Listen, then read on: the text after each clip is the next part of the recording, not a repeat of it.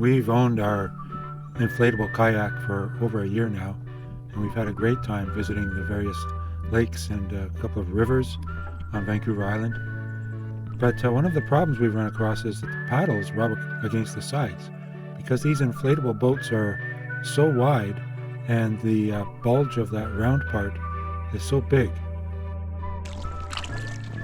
So the solution is longer paddles. You can see here Jan, with every stroke, has to ride the paddle along the side of the kayak. And you're sitting down low and you can't get a proper angle.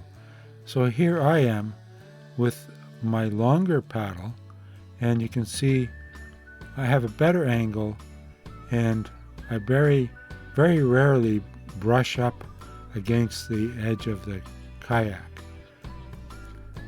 You can tell that I'm not in a good position.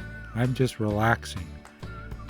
And there you can see that's the problem, when it just rubs against. Now the professionals, they talk about low angle and high angle, and there's videos that I would recommend if you're really keen on learning how to paddle properly. I'm not saying I'm a good paddler. We're just out there for a good time. So this is one good video. The paddles that come with the kayak that we have, this is the Intex Explorer, are 86 inches long. And that basically gets you around, but really the problem is that the kayaks are too wide, 36 inches wide. They have that great big bulge, and you can't get the proper angle. If you look at a hard-sided kayak, the hand is at roughly shoulder level when they have a good angle. Now you look at the same thing with an inflatable kayak, and you have to hold your hand way up high to get that angle. Here's another shot showing the same thing. See how high that hand is. So I'm not a serious paddler, I'm a recreational paddler. And here I am showing you the comparison between the 86 inch that comes with the kayak and the 98.5 inch paddle that I purchased online. That difference makes a huge difference in paddling these inflatable kayaks. It gives you a much better angle.